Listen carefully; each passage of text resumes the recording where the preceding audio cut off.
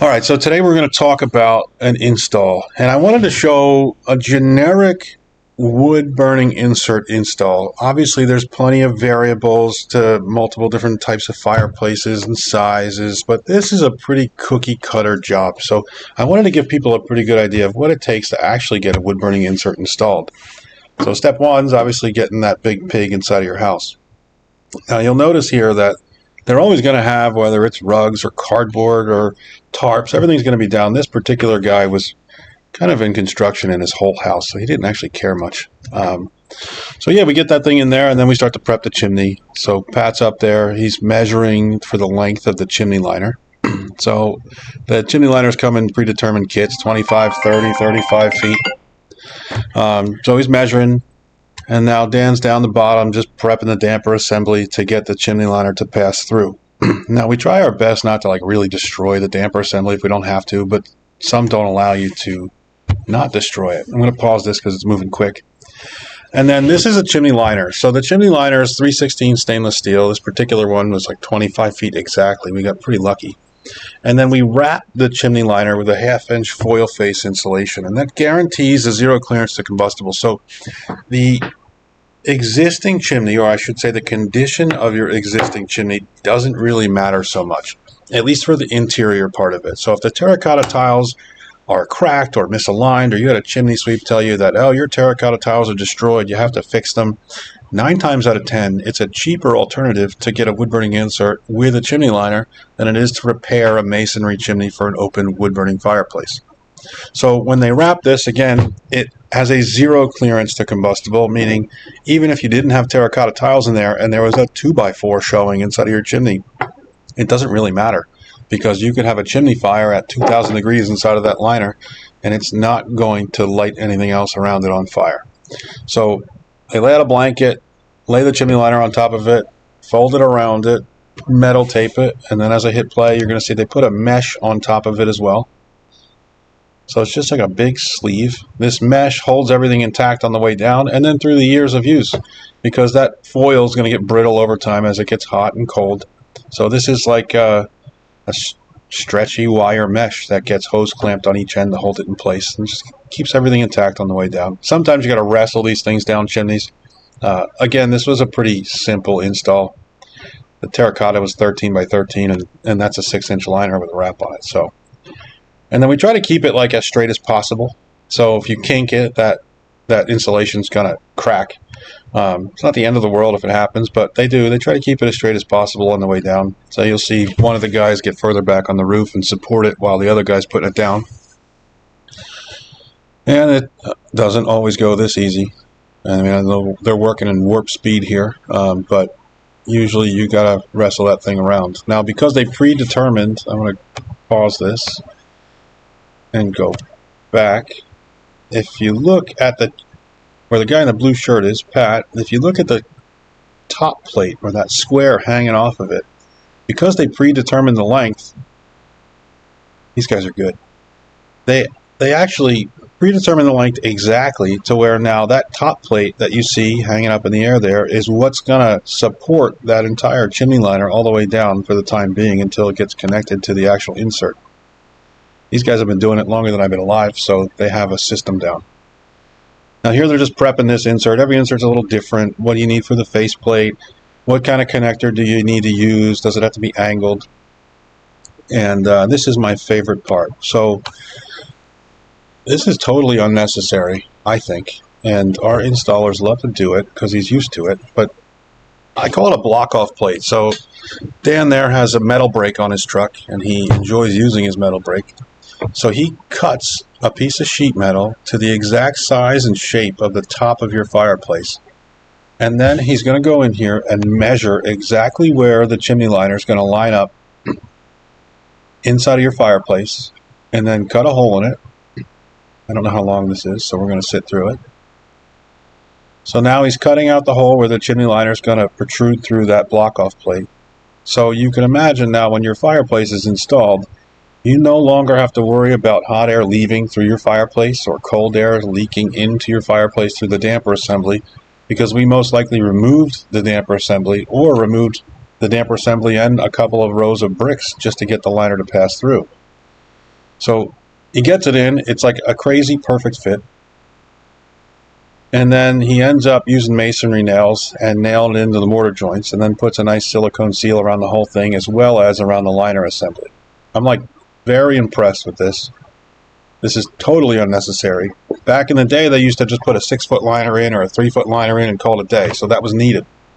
But today's day and age, they line the whole thing, so it's really not necessary, but I think it's very beneficial. So here, he's packing furnace cement on the outside of the liner, on the inside of the appliance connector, which is that little piece with a hose clamp on the bottom there.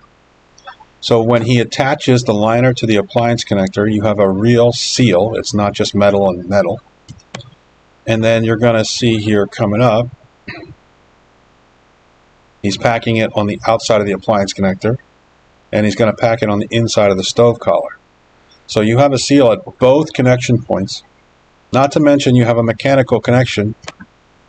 If you look at the top of that insert, you see 3 L brackets. This particular one, they use L brackets. But there's a mechanical connection with 3 points of contact. So those 3 L brackets are screwed down to the top of the insert, and then you're going to screw 3 screws into the appliance connector itself, which is going to hold that liner intact because it's like a slinky. So as it gets hot, it expands, it's going to stretch, and it's going to push down on that insert. And as it gets cold, it's going to retract. So you want to make sure you have a really good mechanical connection with a really good seal, especially for these newer catalytic stoves or hybrid catalytic stoves, because draft control and air pressure is extremely important in how these stoves operate. And if you had a leak up there, not only could you leak smoke out, which is rare, but it could happen, but you could draw cold air in, or room air in, which is colder than it should be, and then that would probably make your chimney a little dirtier than it needs to be. So here we're sliding the insert in. Because these guys are wizards, everything just lines up perfectly. It almost never happens this easy. So he's laying it down, and you're going to see him then screw that appliance connector in.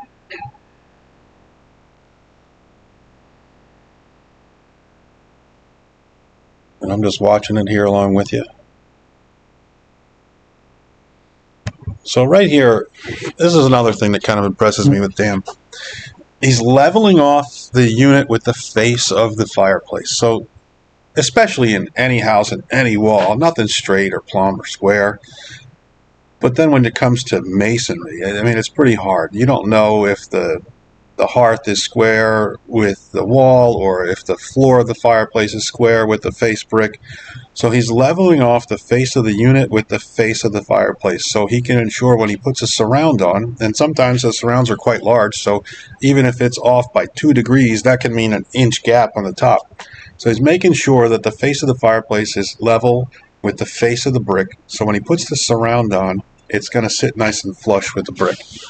Just attention to detail. I think it's all important stuff, especially for the finished product. This is kind of something we just started coming up with. We like to heat up the door, kind of like help cure the paint where the gasket seals to the door. We also heat up the gasket itself on the door, because when everything's new, if you don't get there and open your door every hour or so on their first fire, sometimes your gasket, the cement will seep through the gasket itself and glue itself to the door, or sometimes the paint will cure on the gasket and then you have a door that's sealed shut. So up here, Pat's just prepping the cap, putting metal tape around it, and then the cap is connected with a hose clamp. So the cap is removable when it comes to cleaning. So when you have a chimney sweep, or if you get an install from us and these guys come out to clean your chimney, it's just a 5/16 bit. Loosen that up, cap comes right off, and they always clean the chimney from the top. So they will then open the bypass tamper down the bottom, pull that cap off in 2 seconds, put a 6-inch poly brush down there and sweep everything down into the fireplace itself, so you don't have to worry about any soot coming in. I'd be weary of any chimney sweep who wants to clean it from the bottom. I mean, they just want to use their cool vacuum at that point, so they potentially could have a bunch of risk of a bunch of soot falling back down in your house. But here, when they clean the chimney this way from the top, the door is completely shut. There's no chance for soot or debris to fall into your house. And then when the dust settles, you open the door and you vacuum it out. And then that's the finished product. So this is a medium flush from Travis for Fireplace Extraordinaire. It's not a huge insert. It's not a small one, 2.3 cubic feet. I'd say it's pretty average in terms of size. He could have fit a larger one, but he didn't need the heat at all. And that's a standard surround. So that's a pretty good looking fireplace, especially in comparison to what it was. And it's certainly going to heat up his house. So we just created the first fire for him, explain the break-in process, explain how to burn catalytically versus non-catalytically, how does the blower work, make sure that the temperature probe for the catalyst is actually operational, and just kind of go over operation of the stove day to day. I mean, usually when we go through all that information in 4 or 5 minutes in your home, it's hard to retain, and I get it. And I can't tell you how many times I have to tell people the same thing 5 times. That's why we're continually making videos on how to do things, how to light your stove, how to burn your stove. So if you get a stove from us, you can check out our YouTube channel or our website. There's going to be links to the videos, so you can kind of rewatch what we're going to go over in your home anyway. And that's really it. That's a nice pretty fire and a nice pretty insert. So that's how you install a wood burning insert into a standard, if there were such a thing, masonry fireplace. Thanks a lot, guys. Signing off.